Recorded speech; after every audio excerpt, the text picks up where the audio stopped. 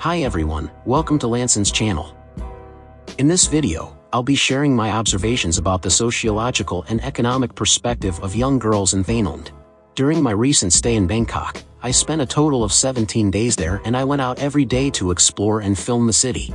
I noticed a considerable number of young girls with high quantity and quality, which led me to ask if the proportion of young beautiful girls in Bangkok is high. After some research, I found that Bangkok's population in 2023 is 10.7 million, and the proportion of women is 51.4%.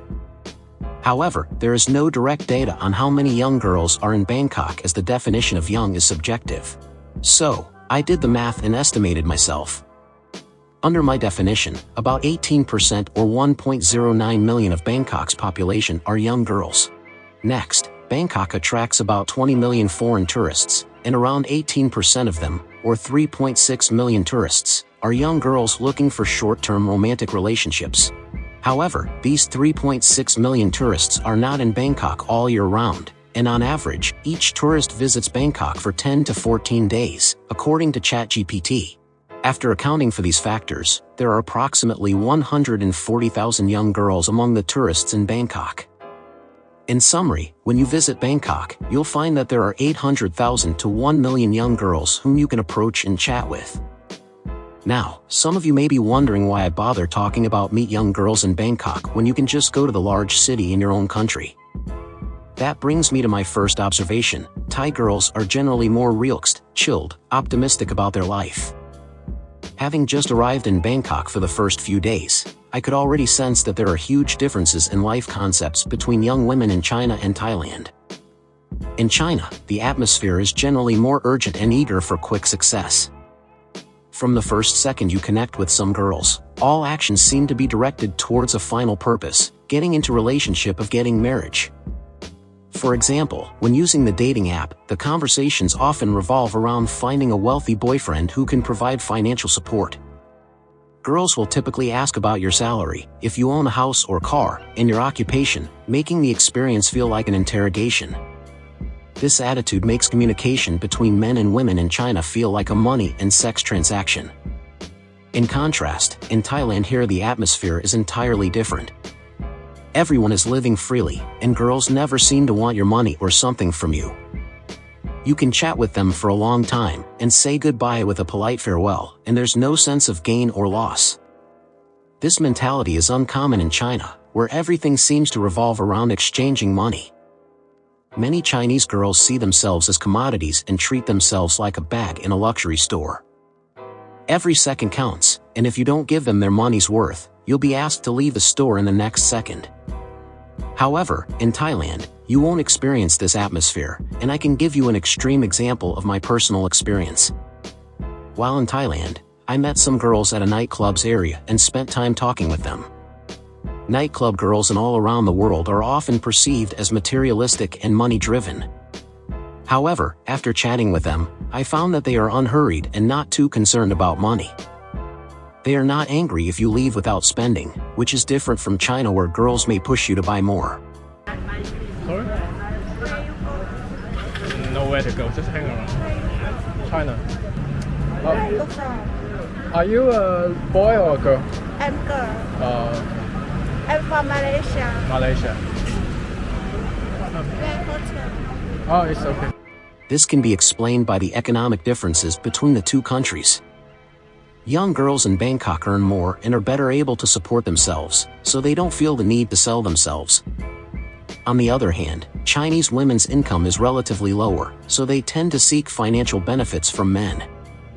Also, traditional Chinese beliefs put pressure on girls to marry as soon as possible, which is not the case in Thailand. The difference between pre-modern and post-modern thinking can also explain these cultural differences. Pre-modern parents and relatives in China grew up in rural areas in the 1950s and 1960s, where material life was extremely inadequate. Even though they are now living in a time where there is no need to worry about food and drink, they still prioritize material wealth. This mindset is difficult to get rid of, and it can lead to never-ending material pursuits. In contrast, the general atmosphere in Thailand is more optimistic, and marrying a husband with a lower income may be enough if he treats the daughter well.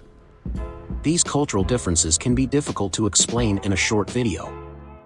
However, it's important to point out this cultural and social differences between these two countries. Next, I'd like to move on to the next topic. In my observation, large percentage of Chinese young men are living in this toxic marriage market. They never experienced abundance and inner peace. They should go and explore to experience what abundance truly means. To make everyone understand it in a more intuitive way, I personally give it a test. As you can see in the video, I use my own photo, so that is absolutely real. Through the video, I guess everyone can understand what it's like to live in a materially abundant world. By observing the comments on Bilibili, China version of YouTube, we can see that young Chinese men are highly repressed and frustrated due to unfulfilled sexual desires. This frustration spills out into the comment section. A famous influencer has criticized this phenomenon as trash and dirty audiences. This kind of behavior did not exist in the era when I grew up. Maybe it was because the sexual suppression is getting worse. Half of the responsibility for this behavior lies with the young men themselves, as their behavior needs to be improved. I also dislike seeing such vulgar behavior in the bullet chat. They cannot control themselves and project their sexual desires onto the public screen, polluting others' eyes. The other half of the responsibility lies with the government. Many women in the market hold their sex. They never had sex for their own leisure purpose, in order to package it and sell it at a good price, which called marriage under arrangement, which is not based on love. This kind of behavior, which is clearly objectifying oneself and women, is packaged as eternal love.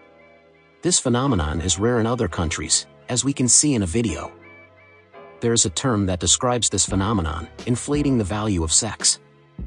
In contrast, in Thailand, people talk about love more freely and easily.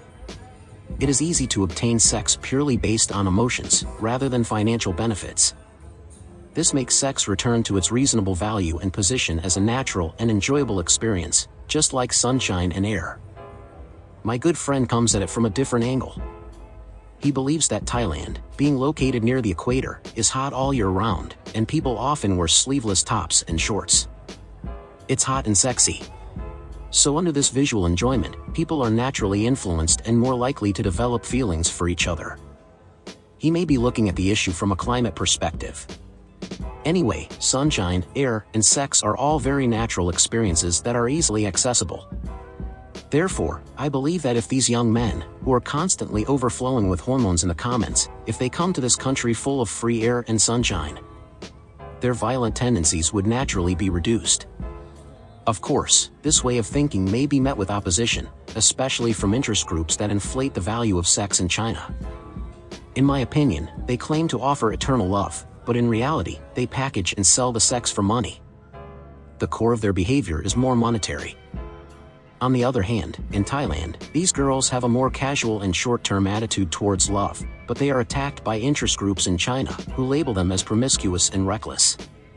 To summarize, it is clear that the culture and environment in which people live greatly influence their behavior and attitudes towards sex.